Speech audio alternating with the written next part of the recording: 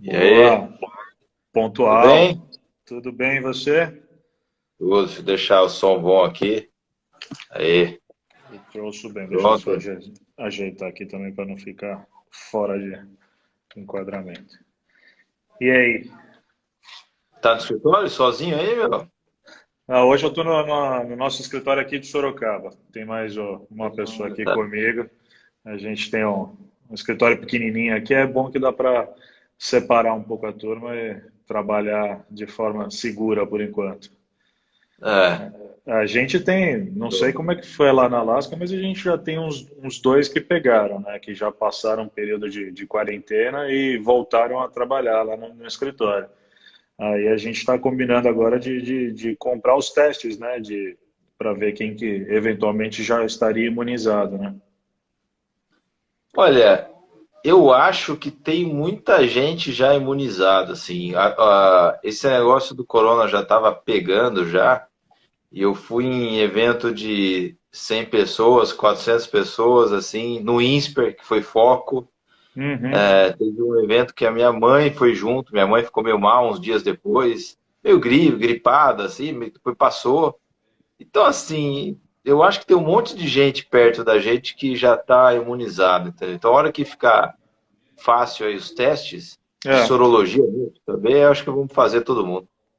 o problema dos que estão fazendo é que tem muito falso negativo, né? Então faz e tem dado muito não, mas que na verdade é muito improvável. Tipo, marido e esposa, um dá sim, o outro dá não. É muito improvável, né? Não ter o contato durante 15 dias, né?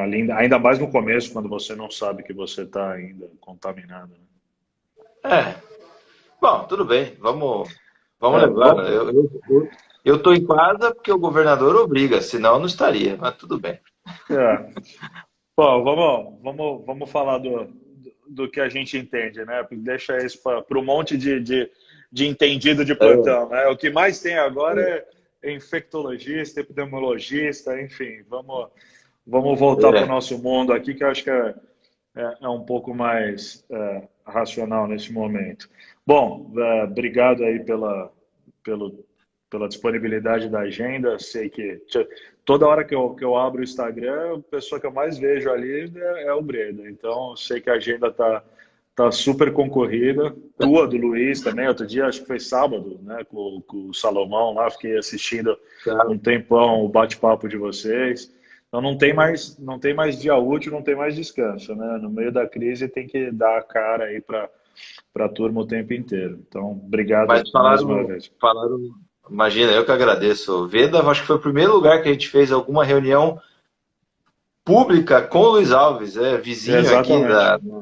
da Joaquim Floriano, então vocês são de casa. A gente estava comentando esses dias que abril é um mês bacana, porque vai ter dois feriados, dá para ficar em casa, né? Então, Três, né? E vai pegar 1º de maio ali, dá para emendar também, né? Com o final de semana, o último final de semana de abril. que Provavelmente ponto vai dar para chegou? emendar. É, bacana. A Ah, e o gente Guedes, e o tira, Guedes ainda, e o Guedes ainda quer trazer todos os feriados, né? Ele quer já matar é, todos do ano inteiro. chega às 9 horas da manhã, você tira o pijama da noite e coloca o pijama do dia. Mas tudo bem. É. Vamos Ô, embora. mas é isso aí, todo evento que a gente faz junto, a gente comenta sobre esse fato, né? A gente acho que fez nosso primeiro bate-papo com o cliente e vocês ali em 2017, né? A Alaska estava bombando ali, tinha vindo de um ano excepcional, mas era ainda uma novidade no mercado, pouca gente conhecia as caras que estavam por trás do fundo, né? E tinha E a gente acabado, tinha acabado do Wesley Day, tinha acabado tinha de acontecer o Wesley Day. tinha acabado de ter o Joesley Day, aí eu falei, bom, agora que caiu 30% do fundo em um dia, deixa eu chamar esses dois daqui para eu entender o que eles fazem, porque os clientes que entraram sem a nossa recomendação, porque a gente não conhecia a casa, agora estão querendo sair. Eu falei, pô, antes dos caras saírem e amargar, trocar o que a gente brinca que é a perda temporária pela perda permanente, né? Deixa eu Isso. conhecer, ver se o que eles fazem é bom, né? Se isso faz sentido.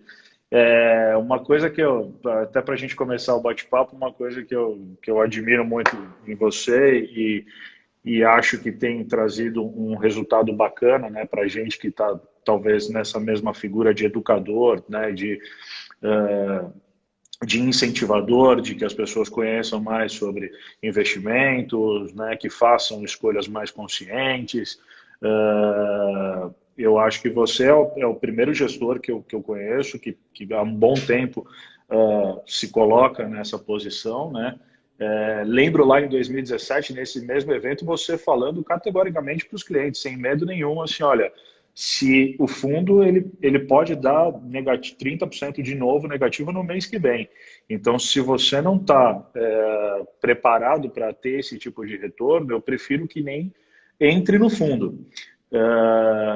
E eu acho que foi o primeiro gestor da história que eu ouvi falar isso, assim, desencorajar um cliente que talvez não fosse o perfil a ser um cotista, mesmo que por um tempo, do fundo, né? A maioria acaba, né, involuntariamente pensando, acho que é do ser humano ali, né, em ter mais cotistas, né? Em ter mais clientes sempre. E eu acho que foi muito bacana, né, essa posição que você sempre assumiu. E aí, para te colocar, por que eu estou falando isso? Porque março agora, a Bolsa bateu o recorde, né, de novos investidores, passou de 2 milhões e 200 de pessoas físicas investindo em ações. E uma coisa que eu percebi no fundo também é que teve bastante aporte, né? No pior mês da história do Alasca, teve mais cotista querendo aportar do que resgate. Eu, pelo menos aqui da Veda, eu posso falar dos meus clientes, a gente não teve resgate. Os poucos que fizeram movimento em fundos de ações, em geral, inclusive no Alasca, foram aportando ali, talvez cedo demais, né? Talvez na hora que bateu os 80 mil, todo mundo já correu para investir achando que estava de graça, e a hora que caiu para 60, não tinha mais não tinha mais porquinho para esvaziar. Mas eu acho que foi isso. Me conta, assim, nesse sentido, você está sentindo mais realizado, satisfeito assim com esse papel de educador que você vem fazendo, que aparentemente as pessoas físicas estão começando a entender um pouco mais sobre essa dinâmica do mercado de ações? Assim, na verdade, falta o principal, né? Falta a gente rentabilizar para todo mundo, né? A gente fica extremamente feliz quando todo mundo que está no fundo está no positivo e está bem no positivo, né? Então, como o fundo sempre está entrando pessoas, então depois de uma sequência negativa ou extremamente negativa, igual essa recente, você joga quase que todo mundo para o vermelho, né? Numa tacada só. Muito parecido com 2017, só que em magnitudes diferentes, né? A gente tinha pouco histórico e a pancada foi forte. Dessa vez a gente tem mais histórico e a pancada foi ainda mais forte. Só que o comportamento foi parecido, né? Você teve pessoas que ficaram assustadas, e teve gente que ficou revoltada, falou assim, não é possível um profissional perder isso e sai. Tem gente que fala, olha, eu estava sabendo que poderia cair, mas nem tanto, né? Mas não esperava. E tem gente que, cara, por alguma razão, a pessoa vestiu a camisa mesmo assim e com mais receio ou menos receio, segue aportando com uma cabeça de muito longo prazo. Só que as pessoas acham que longo prazo é 5 anos, né? 5 anos para renda variável, infelizmente, não é longo prazo. Então, se você, por exemplo, começou a investir em 2012, 5 anos daria em 2017. Não deu para fazer milagre nenhum. Você ficou sofrendo em 13, 14, 15, 16, bom, 17 e não pagou a conta. Então, o jogo começa com 10 anos, né, para começar. É que eu falo 10 anos porque eu tenho vergonha de verdade, de falar o que eu acho que é. Porque aí vão achar, pô, não é possível. Eu acho que é a vida inteira. Você faz isso com um pedaço do seu capital, e aí a gente conta com profissionais igual você, de identificar pessoa por pessoa, porque a regra não é única para todo mundo. De acordo com o apetite e o risco dela, com a renda, com a idade, tem a ver até com a estrutura familiar, tem filho, não tem, solteiro, o que quer, né? Depende do que quer fazer com a vida dele, mas você determina um percentual para renda variável. E eu duvido que você fale assim, ó, esse percentual vale só até 2027, depois a gente vai mudar tudo. Não. Reavaliar.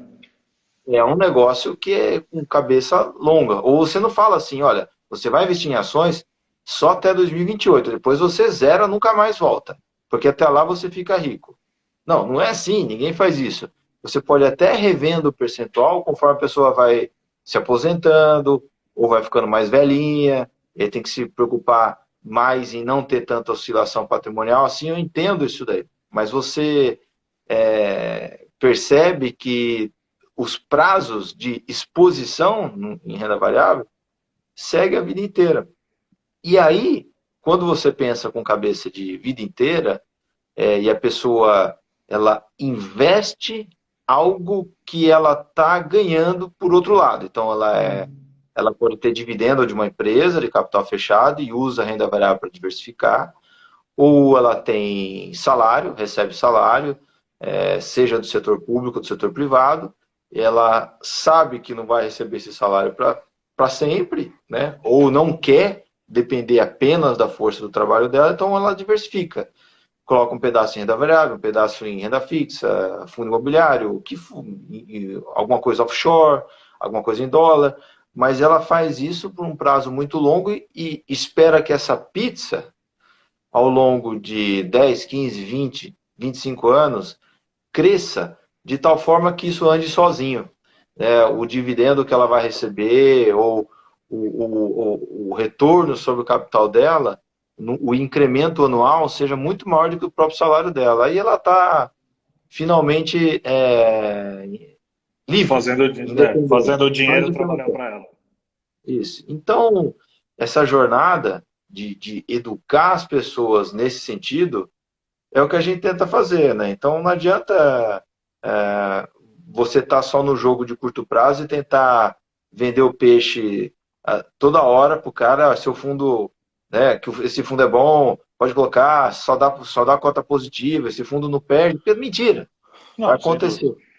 Não, e se todas as Então, pessoas respeitassem o percentual, né, adequado para ela, provavelmente ela teria sofrido muito menos no mês de março, porque a alocação total em renda variável, em bolsa, deveria estar menor do que em muitos casos estava, porque tinha um otimismo talvez exagerado, e aí talvez também uma falta de assessoria ajudando a controlar, balancear a carteira.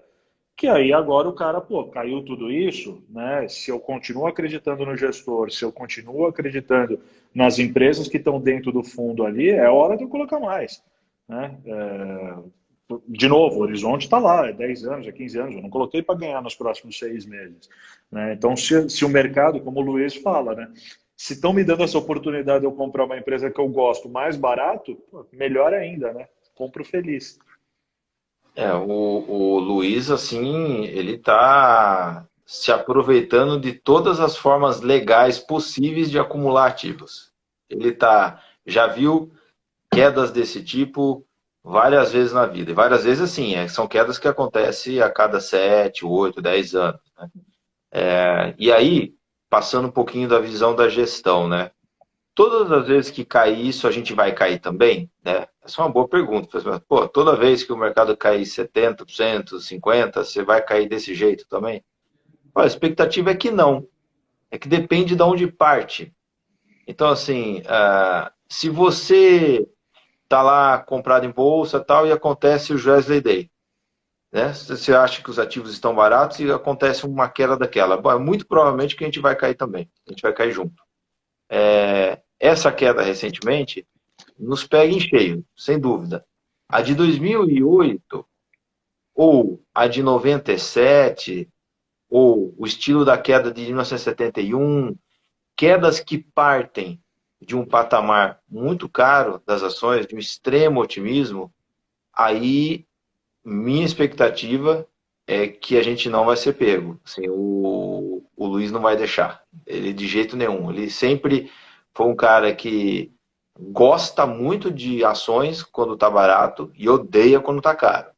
Não, o que é caro? 120 mil pontos claramente estava caro, por isso que caiu. Não, não estava. Não estava. Se você compara taxa interna de retorno, se você olha o quanto que as ações oferecem de retorno versus o risco lá nos 120 mil pontos e compara com outras alternativas de investimento, não estava caro. O nosso caro é um patamar muito acima. Nos 120 mil pontos, só para dar uma ideia para o pessoal, aquilo ali era a bolsa a 26 mil pontos em dólares. 12 anos antes, era 44 mil pontos, sem corrigir por nenhum índice inflacionário. Então, é um negócio, era bem acima daquilo. Ah, mas nunca mais a gente vai atingir um valuation tão alto assim. Não, nunca mais, não fale nunca mais para a Bolsa, né? Primeiro, não fale nunca mais, porque a Bolsa ela se repete assim, de um jeito dramático. O Mark Twain falava, né, que a história não se repete, mas ela rima.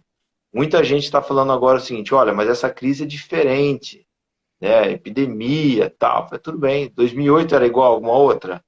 Né? Quebrou Bear Stearns, quebrou Lehman Brothers, precisou de quantitative easing, aprovação de recompra de ativo tóxico pelo Congresso americano, não. O capitalismo estava falido, né?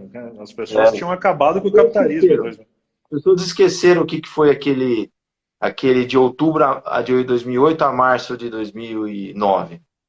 Bom, e aí aquele 2002 aqui no Brasil, quando a gente veio caindo desde 97, crise da Ásia em 97, Rússia em 98, Brasil em 99, bolha da internet em 2000, né, as Torres Gêmeas em 2001, 2002 o Brasil perdeu toda a reserva internacional, eleição, Lula, Serra, risco Brasil a 4 mil pontos. Aquilo era igual a alguma outra coisa? Também não era, é diferente.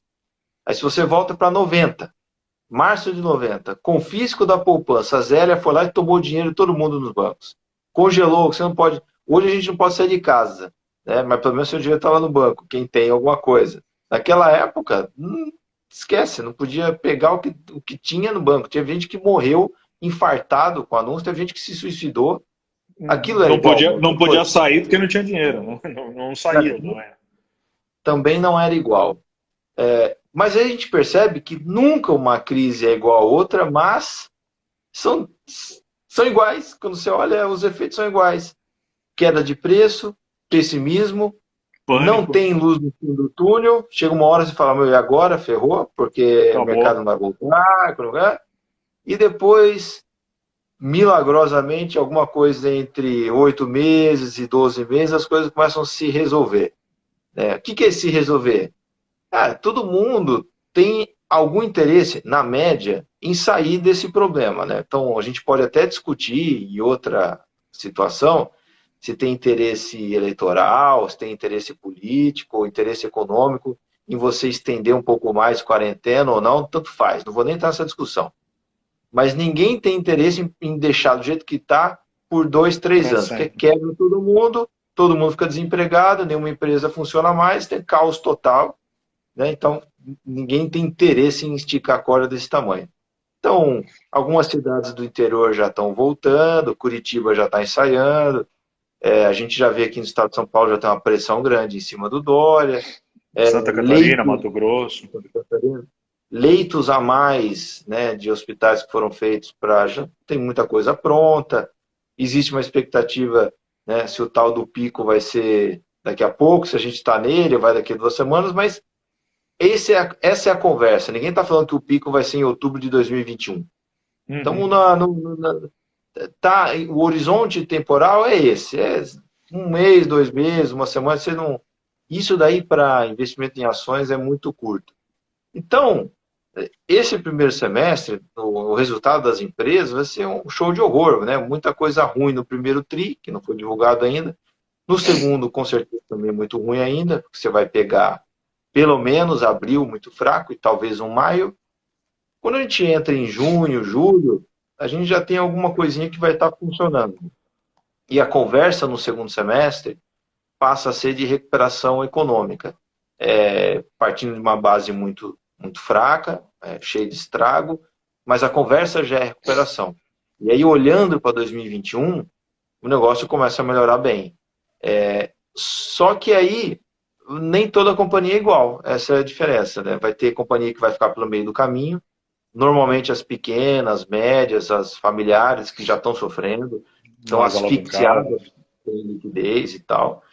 As empresas listadas em bolsa, até por uma questão de escala, tamanho, elas conseguem lidar melhor com a crise, perdem dinheiro no curto prazo, mas ficam de pé, sobrevivem, e algumas até ganham market share, né? Ganham participação de mercado por causa da crise. Então, imagina um ambiente agora, hoje, né, para locação de veículo. Né? Imagina o mercado da Localiza hoje. Está morto, né? Ninguém está alugando nada, deve estar com 5% do que era. Da capacidade. Localiza não está faturando nada, está gastando dinheiro, está sofrendo, né? E é disparada a morte do setor. Imagina as outras, né?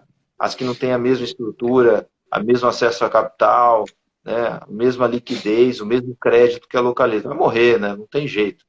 E aí você vai perceber uma consolidação do mercado, só que de um jeito orgânico, não vai nem, a Localiza nem precisa comprar concorrente, né? Vai migrar para ela os Market contratos de share. droga, market share, não tem jeito. Então, daqui 2, 3 anos, a conversa vai ser totalmente oposta. Vai ser o ganho anormal de participação de mercado que as empresas da Bolsa tiveram por causa da crise. Elas pagaram um preço caro no primeiro semestre de 2020, mas para ganhar uma participação de mercado que ela nunca conseguiria ganhar de um jeito sem fazer nada, se não fosse a crise.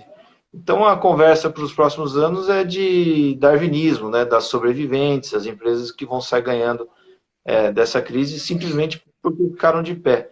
Então, Sobreviveram, se adaptaram.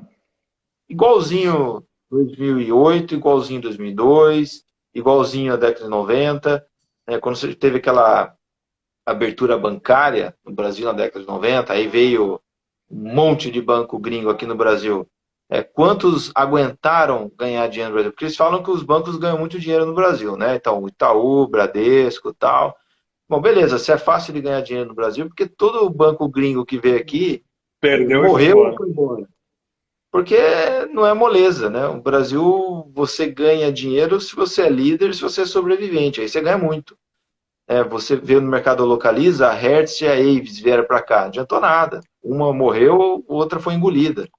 Você Varejistas. pega mesma coisa. Então, isso faz parte da vida da Bolsa. E aí, se o investidor, né, de fundo de ações ou investidor de ações diretamente, tanto faz, se ele liga essa chavinha de ser empresário, de ser investidor, de ser acionista de empresa e desliga aquela de um mero aplicador de um CDB no Bradesco, se ele começa a ter uma mentalidade de longo prazo de empresário, aí ele vai conseguir passar por essas oscilações bem melhor. Muita gente olha o fundo de ação e fala assim, putz, perdi dinheiro nesse fundo de ação. Pô, mas e esse fundo imobiliário que você tem? Não, não, aqui o móvel é o mesmo, só está desvalorizado. Né? A lógica é a mesma, É exatamente a preço. mesma. É preço. Então, o preço ele está aí à sua disposição a todo minuto, é só entrar na tela que você vai ver um preço. Amanhã também, todo dia vai ter um preço. Aquele preço é para criar um incentivo. É um incentivo para gerar negócio. É um encontro entre um vendedor desesperado e um comprador paciente. O Exato. tempo vai mostrar quem está certo ou quem está errado. E normalmente o tempo está muito a favor da bolsa, né? Ela cai e insiste em voltar para patamares bem acima do que ela estava. Cai de novo e insiste em voltar. Qual é o tipo de queda que a gente se prepara para enfrentar, né? E a gente tem mecanismo para isso tudo. É aquele tipo de queda que vem depois de exageros. Exagero é exagero mesmo, né? O Brasil ele fica respirando um ar de extremo otimismo. E não existe só otimismo com a Bolsa. A Bolsa está otimista, mas o país está com muito desempregado, os empresários estão cuidadosos, o governo está fazendo reforma, ele está responsável, mas a Bolsa está irresponsável, só ela. Isso não acontece. Então, as pessoas são as mesmas. O ar, a atmosfera que a gente respira é o mesmo. Então, a bolsa ela fica totalmente irresponsável, pagando preço muito caro pelos ativos, normalmente quando o país está em pleno emprego, está tudo dando certo no governo, então tem superávit fiscal e tal. todo mundo está empregado, então o desemprego ele voltou para aquele nível de desemprego estrutural, que você não consegue baixar mais, que seja 4, 5 ou 6%, tanto faz. Então, você tem um nível máximo, um estoque máximo de pessoas trabalhando, gerando renda, confiantes, comprando imóvel, se endividando, né, consumindo bastante, porque ela esqueceu que existe crise, então ela começa a se alavancar, as empresas começam a investir em projetos com retorno baixo, mas tudo bem, não tem problema, vai dar tudo certo, ou seja, está todo mundo negligenciando o risco. Nesse momento, é o momento onde a gente consegue desalocar, a gente consegue perceber isso nos preços. Os preços não se justificam. E normalmente depois de ambientes assim, você tem quedas mesmo, você tem crise. E a crise ela é quase que uma consequência desse ambiente irresponsável, né? Isso vai vir o preço depois de você ter empresa investindo porcamente, governo tendo atitude irresponsável e tal.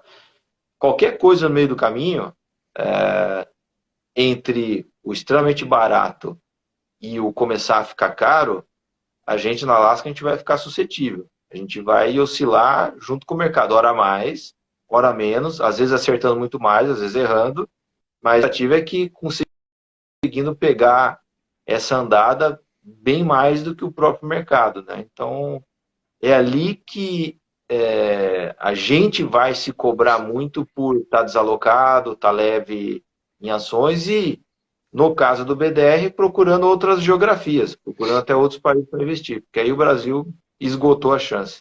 E estamos longe disso. Explica um pouco por quê. Assim, eu acho que isso acabou virando uma dúvida de muitos cotistas. Por que que o Alasca caiu mais do que talvez a média dos fundos de ações e do próprio Ibovespa no mês de março? Aí, óbvio, que começa, né, os fake news, estava alavancado, não sei. Explica qual é a dinâmica, né, a composição e por que que de fato isso ocorre, e é para o bem e para o mal, né? Ele caiu mais e provavelmente pode ter um retorno mais rápido do que a maioria também. O que geralmente quando o pessoal fala o Alasca, ele está se referindo ao All BDR, Black, né? é o Black BDR. O institucional, o curioso é que ele já tem mais investidor que o BDR e ninguém se refere a ele, né? O Alasca não é institucional, é o BDR. É o E BDR. o que a gente tem? No BDR é um fundo onde eu tenho particularmente quase tudo no BDR. Então ele é desenhado para enfrentar todo tipo de mercado. Então a gente vai conseguir ficar vendido em Brasil, comprado nos Estados Unidos, comprado em dólar, blá blá blá. Então a gente tem ferramentas para poder se defender. O que é se defender? Vai ter uma crise na China. Não, mas ativo brasileiro está barato? Tá, então não vai se defender. A gente se defende do quê? De ativo caro. Está caro aqui no Brasil, então a gente sai. Então, o BDR ele vai sempre utilizar o máximo de recursos possível além das ações. Então, se a gente pegar o histórico dele desde 2012 ele era long only. 2013, a gente viu a necessidade de usar outros recursos, porque o Brasil estava ficando extremamente caro, comparando com os Estados Unidos barato, a gente conseguiu tornar o fundo BDR. Em 2014, ele ficou a maior parte do ano mais investido fora do Brasil do que aqui, com ações da Nike, Coca-Cola, Johnson & Johnson, Colgate, Starbucks. Os Estados Unidos estava barato perto do Brasil. E aí, quando a gente chegou em 2015, inverteu. Aí a gente viu o Brasil ficando muito mais barato que os Estados Unidos. E em março de 15, a gente investiu totalmente no Brasil. Março de 15 era Dilma, Tombini, Manteiga, Venezuela. Aquele negócio, se você olhasse para Brasília, você fala, meu Deus do céu. Mas aí que tá, do jeito que a gente olha, do jeito que a gente investe, tanto faz quem está em Brasília. Se esse cara for ruim, a democracia tira esse cara. Se ele for bom, ele continua. Não vamos ficar fazendo... Não é o nosso objetivo tentar dar tacada política por fora. Não. E fomos totalmente investidos em Brasil. E o negócio foi piorando bastante no Brasil.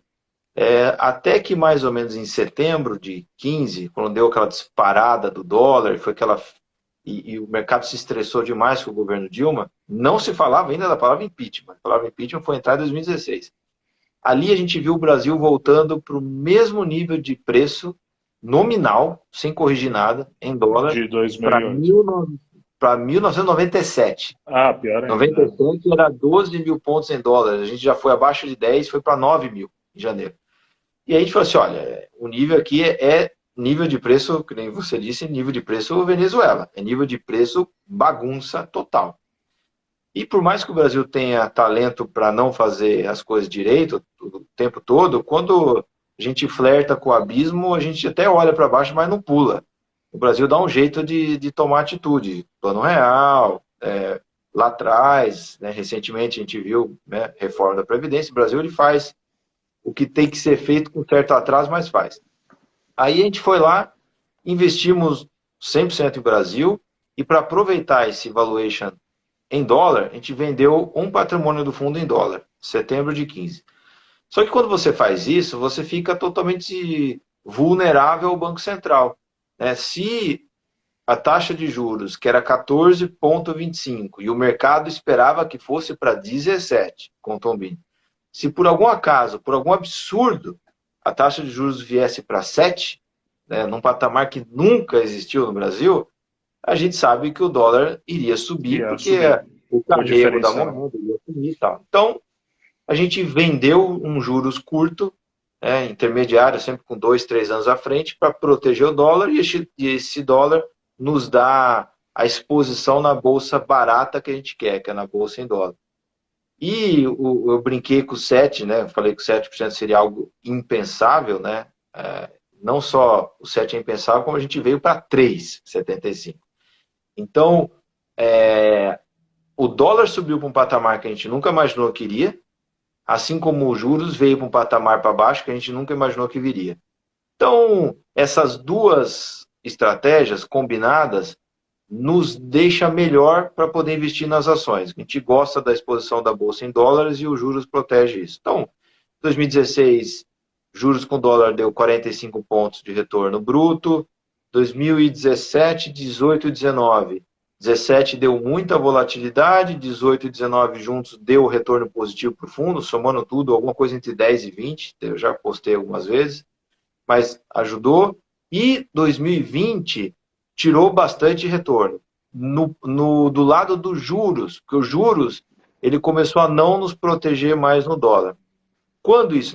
No meio de março, né, quando a gente viu a disparada do câmbio, os juros curto também disparou. Aí por uma série de razões que a gente viu, né?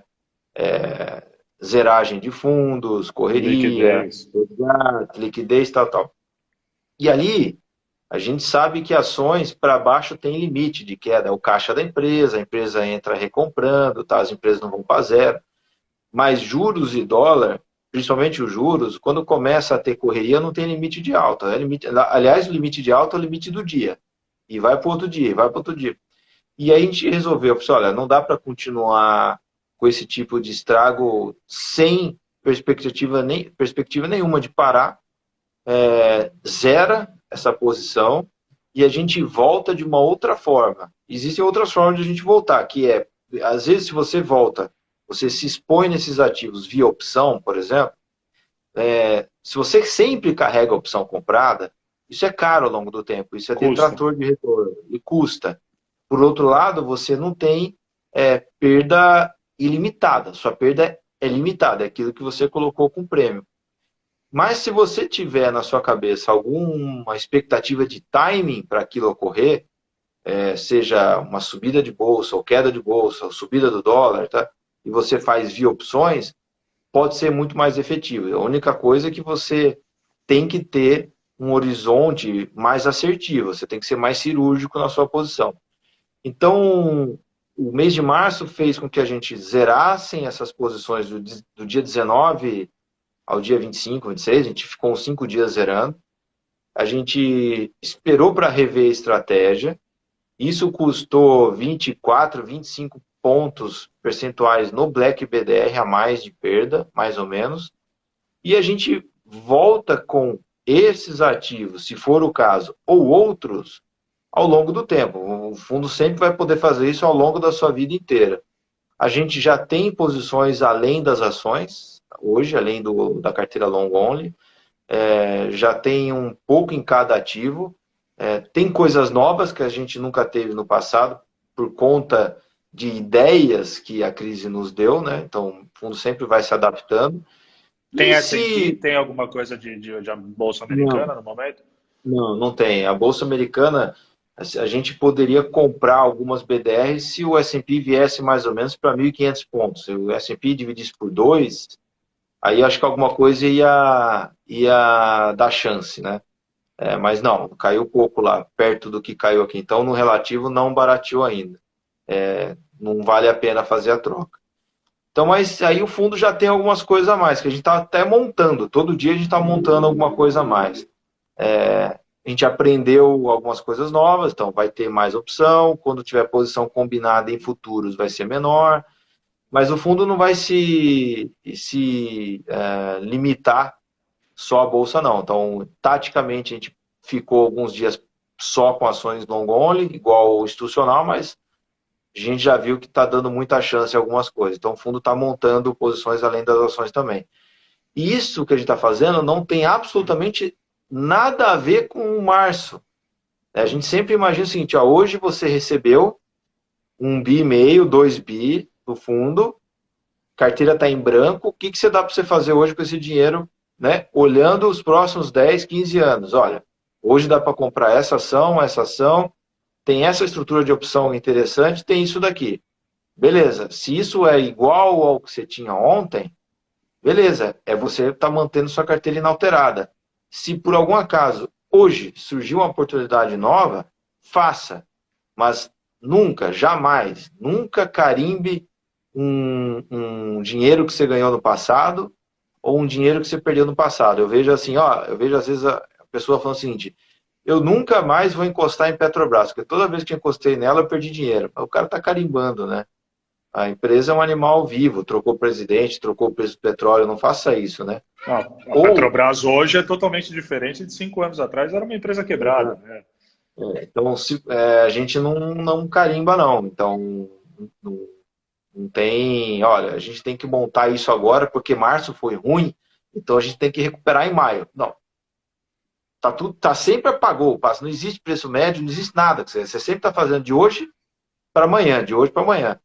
Então, eu acho que vai ficar um pouco claro para o pessoal que é novo do fundo que a gente é dessa maneira, né? Então, se a gente olhar lá em 2012, 2013, né, de janeiro de 2012 até fevereiro de 2013, o fundo subiu 43%, a bolsa só 2%. Aí a pessoa achou que a gente é gênio, né? Aí de fevereiro de 13 até janeiro de 2016, durante 3 anos, o fundo caiu 53% e a bolsa 35%.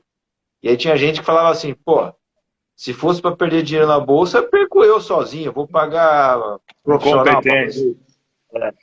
Mas aí, de janeiro de 16 até janeiro de 2020, o fundo deu 840%. A bolsa deu 216%. Aí o cara fala, pô, os caras são gênios, né? Você vai de burra a gênio muito rápido, então tem que tomar cuidado. Não, nem uma coisa nem outra. Mas aí entra em janeiro de 20, o cara que entrou muito empolgado, pô, esse fundo é sensacional, ganha muito toda vez. Agora teve um tombo que é quase o dobro da bolsa. 60 com 35, 40. Aí agora a pessoa voltou para aquele modo, meu, não é possível. Então, assim, vai. Daqui uns Oscila, não 3, tem 4 jeito. anos, fica claro de novo. Não, eu acho que para o investidor que ou que está há muito tempo e que, enfim, já entende a dinâmica do mercado de ações, entende a dinâmica do fundo, né, seja o de um ou do outro, mas da casa, a tua cabeça, eu acho que para esse é mais fácil. Talvez porque estava fora e agora entende que é uma oportunidade, até porque o que se oferece como alternativa é totalmente diferente de 2008, né? A gente não tem uma taxa de juros alta mais, provavelmente não vai ter por um bom tempo. E também descobriu que as outras classes de ativo também perdem dinheiro, né? Tem muita gente descobrindo que fundo de crédito privado com liquidez também dá negativo. Então, assim, é meio obrigatório que as pessoas comecem a ter alguma parcela do seu investimento em ações. Pô, ótimo, o cara vai entrar agora no momento que o fundo está extremamente barato, né, do ponto de vista de preço, que era o que a gente estava falando. Mas para esse cara que entrou, para ele não perder a esperança, né? Para esse cara que entrou no ano passado, no começo desse ano, e aí ele está ouvindo, e eu quero que você fale isso porque eu acho que as pessoas confundem um pouco, eu sei que tua opinião é bem clara nesse sentido. As pessoas que estão ouvindo que agora o FMI, que alguns economistas esperam que o PIB do Brasil seja de -5 a -6 em 2020. Pô, isso quer dizer então que a Bolsa não tem mais chance nenhuma de voltar para os 100 mil pontos, que você não vai nem falar para os 120 mil, para os 100 mil pontos em um ano. Eu não estou falando que você vai falar que vai voltar, mas qual é a relação, né, entre PIB, este PIB que a gente olha ainda, que tem governo dentro, que tem um monte de coisa dentro, né, que não é só o PIB privado, e a Bolsa em si, né? Olha, a pessoa está discutindo se a Bolsa volta para 100 mil pontos até novembro, ou 110, pelo menos, até dezembro. Enquanto ela está divagando sobre isso, a Bolsa saiu de 61 mil pontos para 80, né? Em Já pouco voltou um tempo. pouco. Então, enquanto ela fica filosofando mais, talvez a Bolsa volte e ela pegou a queda, saiu com medo e não pegou a volta, que é o clássico. E mesmo se não recuperou até dezembro, que diferença faz? Né? Se a pessoa fala assim, olha, mas eu entrei na Bolsa para ganhar esse ano, então não era para ter entrado. Não, entrei na Bolsa com visão de longo prazo, 10 anos, pô, mas eu queria tanto que ganhasse já nesse ano. Para quê?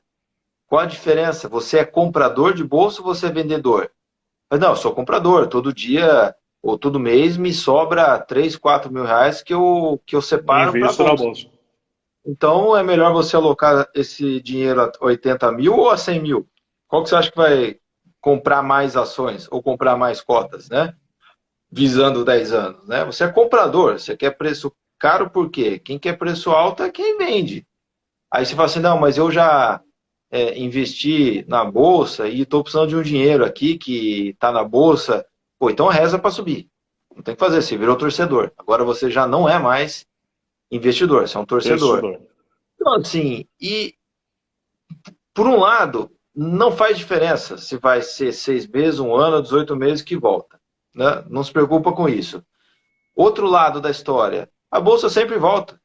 Então não tem que ter ansiedade nenhuma, é certeza absoluta que a bolsa volta para os novos patamares recordes, cedo ou tarde, vai voltar. Não, e o ponto é não tem a ver com o PIB. Não tem a ver. Então vou dar um exemplo específico do PIB. Então a gente estava no final de 2015, PIB de 3,5 negativo em 2015, né? Um horror no Brasil há alguns anos. Chegou no final de 2015, a expectativa média dos economistas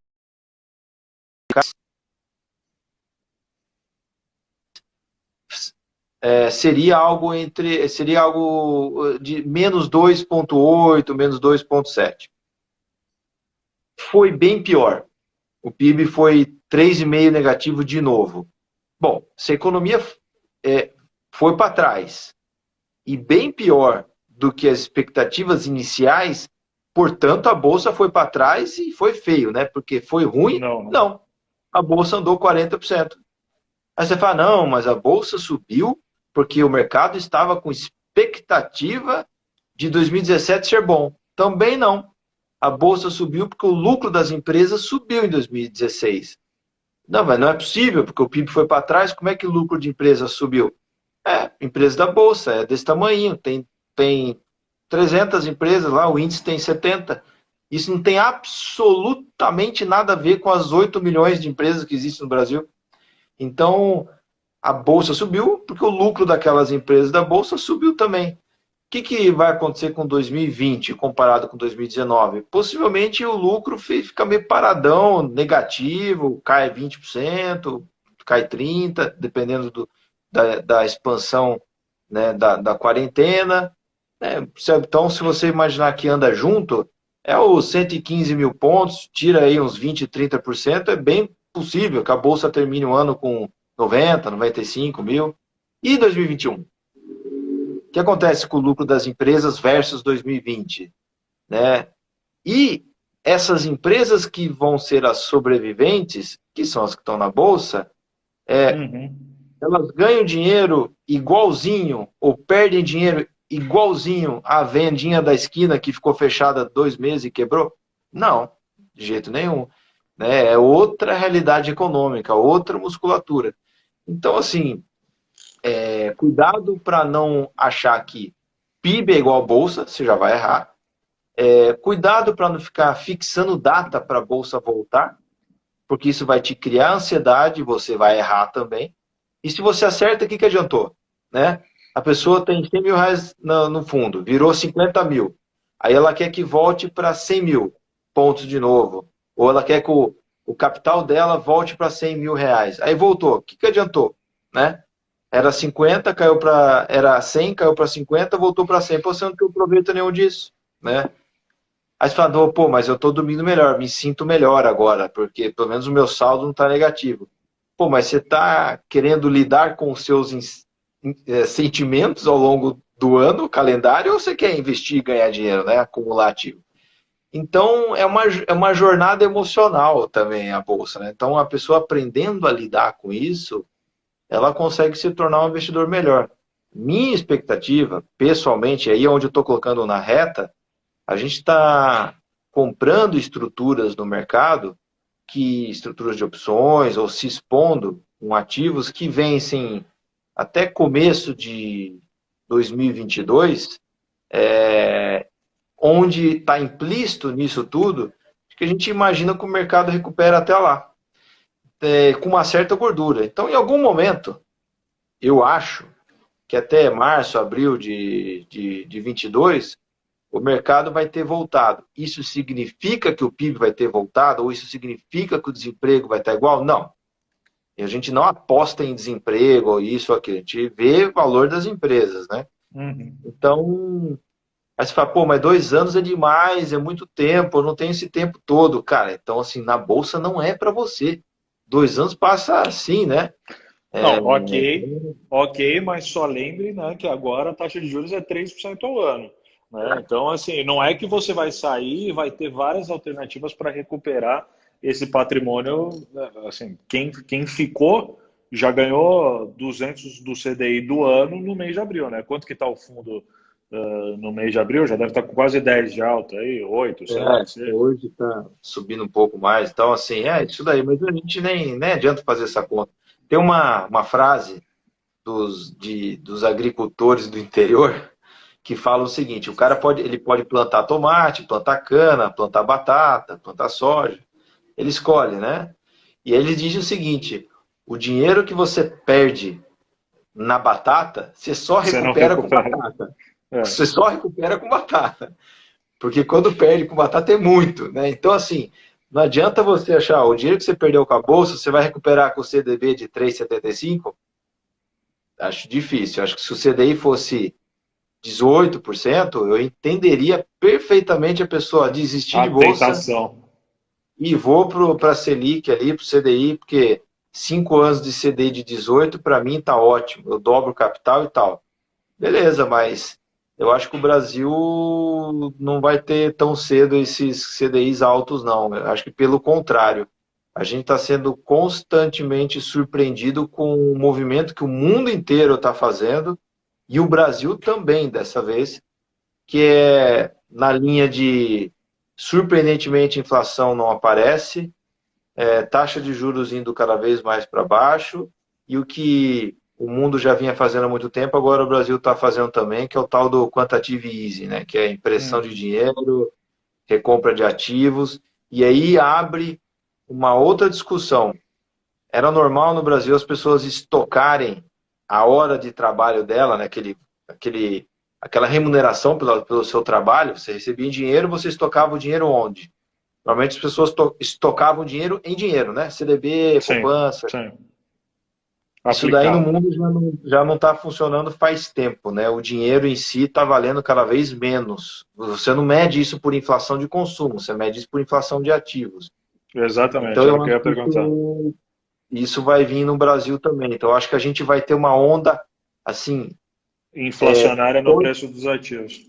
pode ser algo que a gente nunca viu no passado.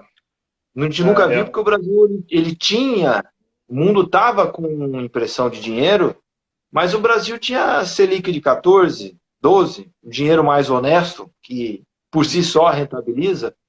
Agora a gente tem, né, todos os ingredientes desse bolo. Já tem o fubá, a água, né, o óleo, quer dizer, É, tem inflação baixa. essa é uma possibilidade com alto grau de probabilidade, né? Com a quantidade de injeção, de impressão de recursos que o mundo inteiro fez. Se essa história encerra antes do cenário base, ou seja, vamos supor que agora, começo de maio, todos os países saem de quarentena junto, porque descobriram a tal do remédio lá do Pontes ontem, que ele anunciou lá, que é 94% eficaz, não sei o quê. Vamos supor que isso seja verdade, que ou a vacina sai, pô, tá todo mundo com muito dinheiro estocado, que vai provavelmente correr para os ativos, né? E aí a gente pode ter uma retomada de bolsa nos Estados Unidos, no Brasil, muito mais rápida e ultrapassando os valores prévios da crise, né? Dado essa inflação de ativos que pode acontecer, né? Eu acho que a gente vai ver no Brasil. O Brasil sempre teve ativos, imóvel ou bolsa. É difícil ficar extremamente caro, porque o dinheiro no Brasil sempre foi caro, né? O que disputa ativo é dinheiro. Você tira dinheiro para comprar um imóvel, fundo imobiliário, cota de fundo, ações. Então, o dinheiro no Brasil sempre teve grandes incentivos para ficar paradinho no banco. Então, você sempre tinha pouco dinheiro disputando ativo, então o ativo não encarecia. Agora vai ser o Uhum. contrário. Você vai ter todos os incentivos para não ficar sentado em cima do dinheiro. E aí você está ganhando, você é um assalariado, você recebeu um dinheiro no final do mês. Você usou o que você precisa para suas despesas e você vai investir o saldo para sua velhice ou para sua aposentadoria. Vai investir onde? Onde você vai guardar esse dinheiro, né? Antigamente era óbvio, né? CDB, Fundo de Previdência, renda fixa e tal. E agora? Poupança. Esse agora vai jogar o brasileiro porque o mundo já enfrenta há muito tempo. Isso não é novidade para o mundo. O cara guarda dinheiro em ETF, fundo passivo de ação, guarda em imóvel, compra título corporativo, bonde de companhia. Pô, diversifica aí, dá um jeito, né? Contrata o pessoal da venda que os caras dão solução para você. Agora, você sozinho deixar na poupança ou no CDI, tudo bem, vai ficar 100 anos aí a 3% e não vai adiantar É, nada. um pouquinho antes de tudo isso, né? Foi ali em dezembro ou novembro, eu conversei com uma investidora que estava participando no roadshow da XP, uma americana de um asset importante nos Estados Unidos, e ela ficou surpresa com o potencial de crescimento que a XP tinha no mercado aqui, dado o quanto era o percentual de ações, né, de fundos de ações ou de ações na carteira do investidor brasileiro. E aí eu perguntei para ela, eu devolvi a pergunta para ela, ela devia ter os seus 35, 38 anos, quanto que ela tinha investido em ações, como é que era, né, a carteira dela de investimento. Ela respondeu como se fosse algo super simples, assim, para o americano, né, algo que deve ser comum. Eu tenho 85% em ações, via ETFs ou ações direto, papel, e 15% é minha reserva de emergência. Então, assim, não tem outros ativos, né? O americano tem um estoque de ações, né? 70, 60, 80%, ou alavancado, né? Os arrojados lá não são os que têm 30% de bolsa como os brasileiros, são os que têm 150, né? É normal. Você vai para suíço, vai para europeu rico, esses caras, tudo é tudo assim, né? Vai fazer o quê, né? Então, acho que isso vai chegar no Brasil e bom para quem tem ativos, ativos reais. Né? Isso vale de imóvel, fazenda, empresa, ação, tudo. E tem que tomar cuidado quem está com capital só em dinheiro. Eu acho que eu concordo com o Ray Dalio aí, que tem falado ostensivamente, falou assim, ó, cash is trash. Então, cuidado, né? Porque você tem lá nos Estados Unidos uma metralhadora imprimindo dólar, na Alemanha mais 750 bi de euro, o Japão também, Japão, bilionário, o Brasil entrou nessa, e aí? Né? Mesma coisa que eu chegar aí na Veda, e falar o seguinte, ó, vou criar aqui mais 1 milhão de cotas da sua empresa, via de investimentos, vou dar para uns caras aqui e tal, mas tudo bem, tranquilo, você tem as suas aí. Agora, as suas valem a mesma coisa agora que você começa a imprimir? Não, não vale, né? Então, esse é um problema. Então, eu acho que o Brasil, a gente resetou o ciclo, voltou para as bases de final de 2015 para 2002 e criou-se agora duas possibilidades, dois vetores de alta de preço. Você tem a própria subida, recuperação econômica, dos resultados das empresas e tal, mais o quantitative easing, mais a perda de valor do dinheiro. Então, dá para ser brutal o que vai acontecer nos próximos 10, 12 anos. Então, mas depois que ficar tudo claro, já foi, né? Eu não vou nem... Eu fui lendo algumas perguntas aqui que eu tirei os comentários para não atrapalhar e as pessoas foram mandando aqui algumas inbox, eu fui lendo e eu acho que a gente passou pela maioria delas. Teve gente que perguntou se a história do plano Mansueto atrapalhava ou beneficiava alguma coisa o fundo. Enfim, eu acho que foi um pouco do que a gente falou aí de PIB, de governo, de político, que eu acho que, né, não é isso que faz preço para quem está olhando valor de empresa a longo prazo. Também não vou ficar perguntando as posições, eu sei que normalmente, aí até falaram aqui, poxa, mas o Breda, como é que você sobra tempo para você operar, né? Primeiro porque eu acho que também, assim, você não fica ali high frequency, né, tentando fazer dinheiro todo dia. Né? As posições são escolhidas com uma forma muito estudada, analisada, ficam na carteira por um bom tempo, não tem compra e venda no fundo toda hora. Mas você mesmo comentou que, um pouco diferente do passado, nos últimos tempos o fundo tem tido uma dinâmica um pouco maior. Breda, deixa eu só falar aqui.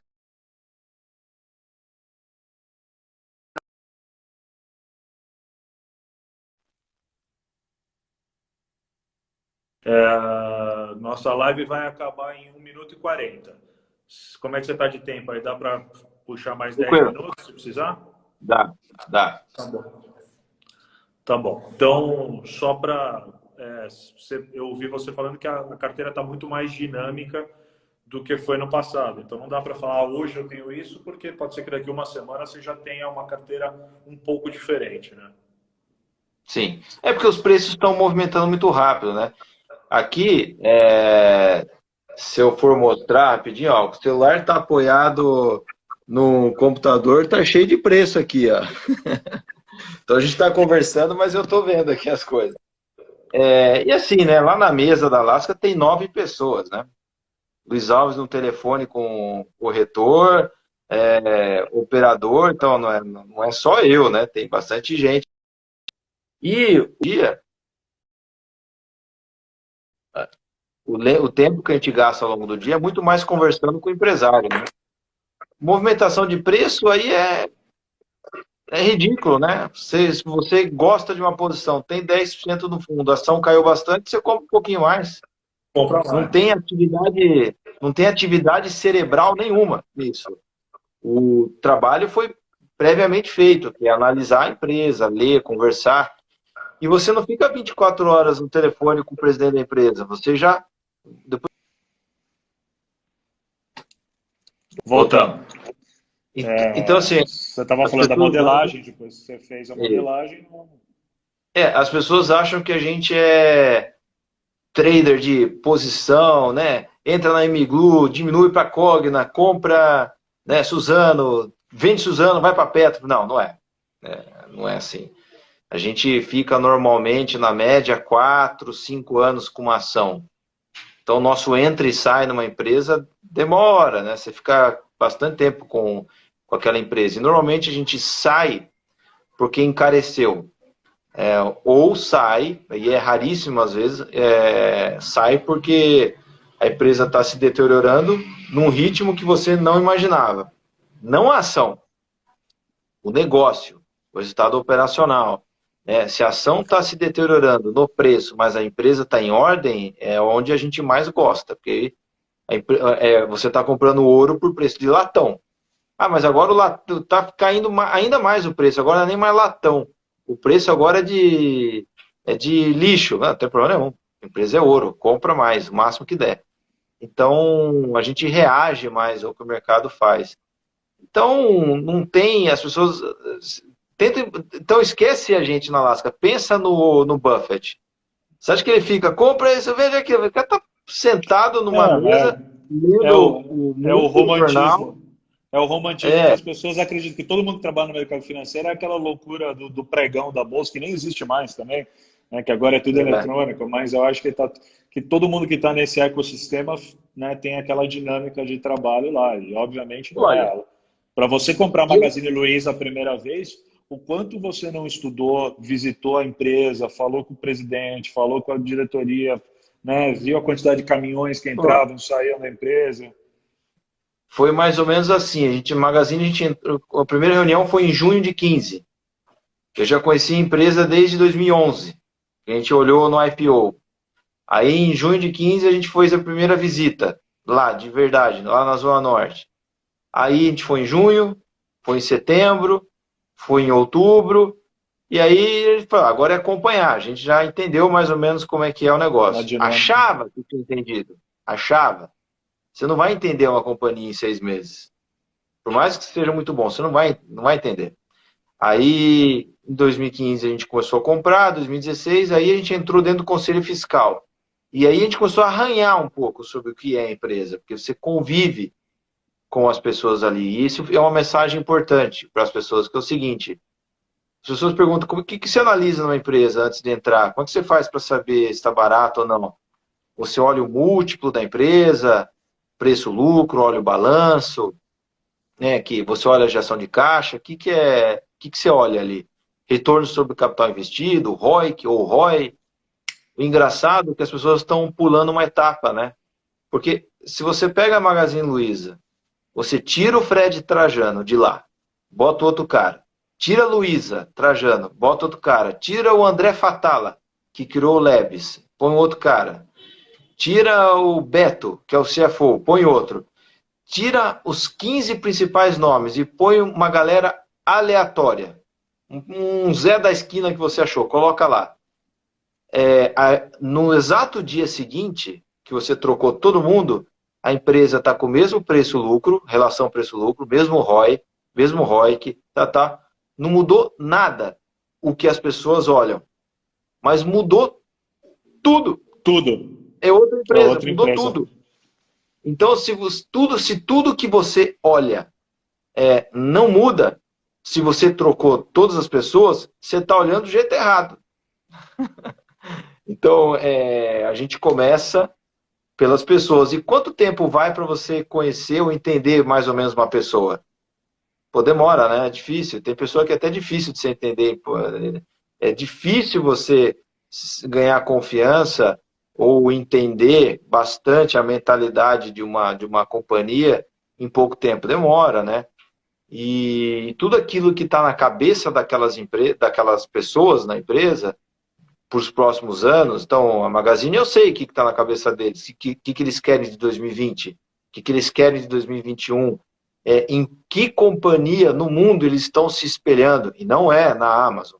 Né? E como isso vai se desenvolver nos próximos 10 anos, isso está na cabeça daquelas pessoas. Aí o que a gente faz é monitorar o preço, se vale a pena, né, pagar o preço que está hoje, todo dia você tem que reavaliar se vale a pena, e você acompanha ao longo dos meses e dos trimestres se está indo naquela linha que você imaginava. Então, isso é muito diferente de ficar no telefone gritando compra, vende. Isso daí é meio folclórico, né, meio romantizado, e essa figura é extremamente rentável para o sistema.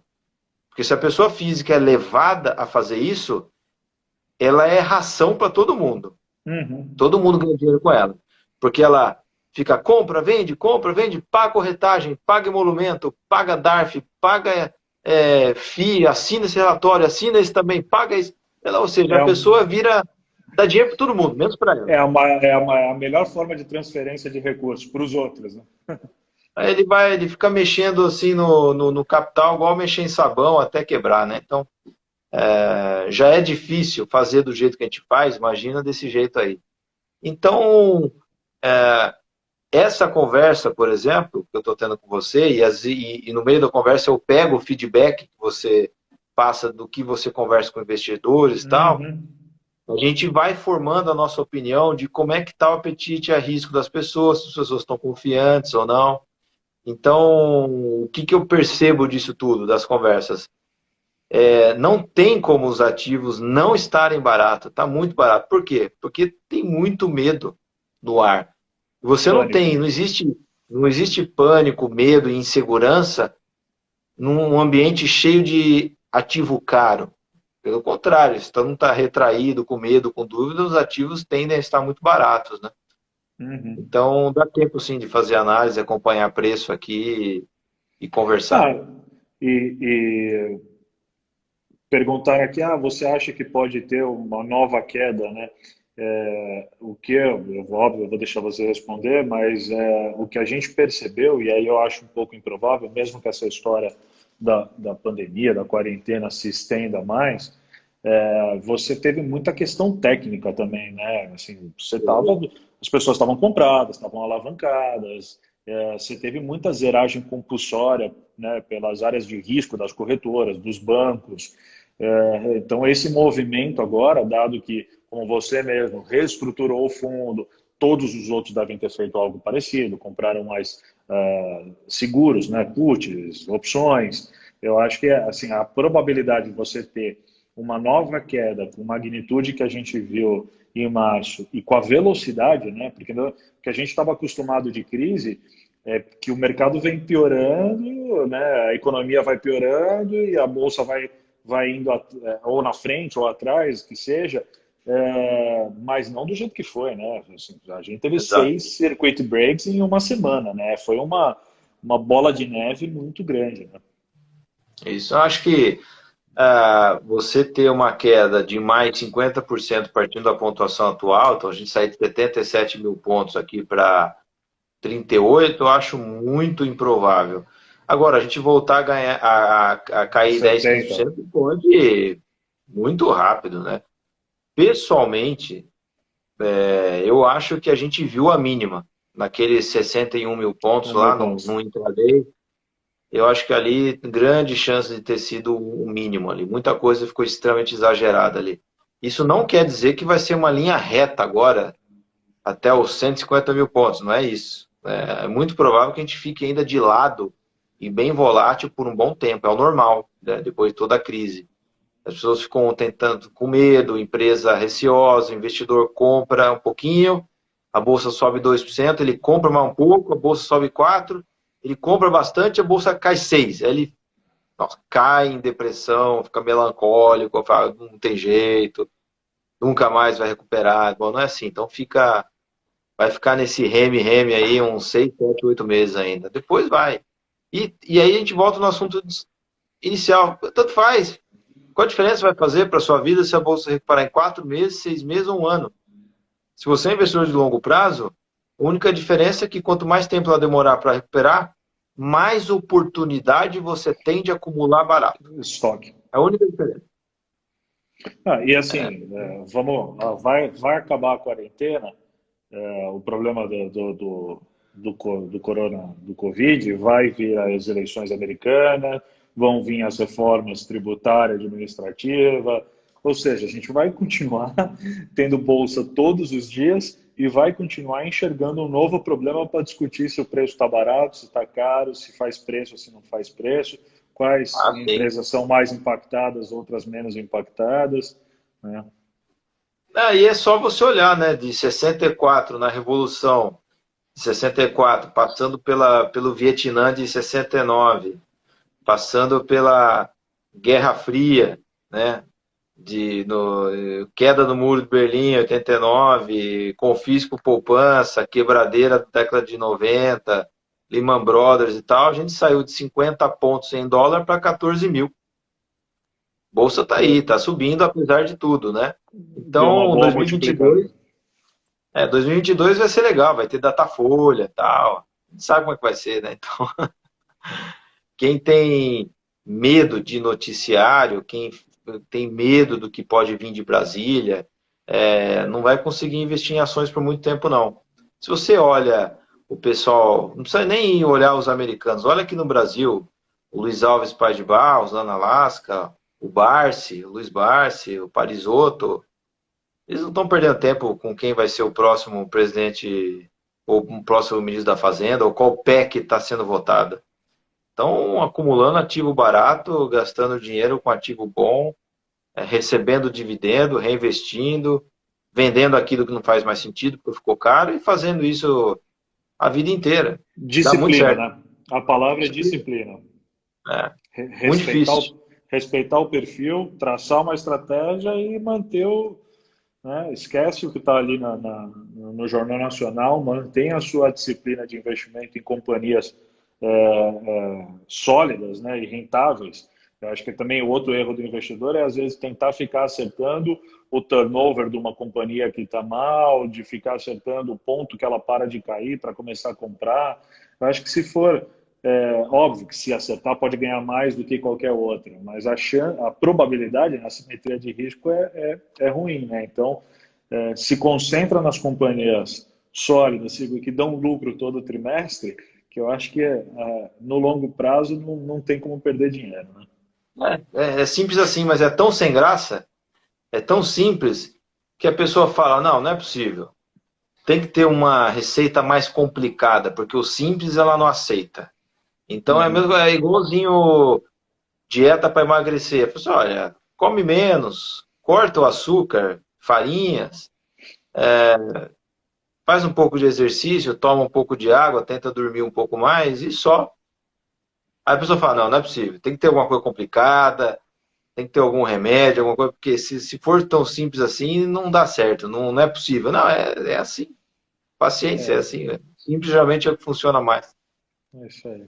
A gente gosta de complicar por natureza. É Breda, porque quem está complicando para você está querendo te vender alguma coisa, né? Então toma cuidado. sempre, sempre. Breda, acho que já esgotei aí teu tempo, 1h15 de live, um papo Tá sempre, bom. sempre Eu bom. Obrigado aí pela disponibilidade. Espero que sejam meses um pouco mais fáceis do que foi março, que tenho certeza, independentemente de você ser profissional, do Luiz ser descolado, isso afeta os ânimos de todo mundo. Eu sei que, né, sempre dá uma tirada do prumo, então vamos torcer para a gente ter meses melhores daqui para frente. E aí a gente assume o compromisso aí daqui a pouco de fazer outra aí para comentar como é que foi o fundo, como é que o investidor se comportou, a evolução disso, se a gente estava certo ou errado, ou não aconteceu nada do que a gente falou. Não, pode Beleza? deixar. Beleza, eu que agradeço você, a sua equipe toda da Veda. Espero te encontrar logo aí em frente ao Dogão na Joaquim Boa. Floriano. Aqui. A gente se encontra Vamos nessa marcar o altura. almoço que a gente tá combinando aí. Agora, assim que reabrir tudo, a gente tá marcado, então. Tá bom, um abraço para todo mundo aí. Precisar a gente dar um update, você me chama, a gente marca. Valeu, Breda. Um abração. Um abraço pro Ney, pro Um abraço. Luiz, pra Obrigado. turma toda. Valeu. Valeu. Tchau, tchau.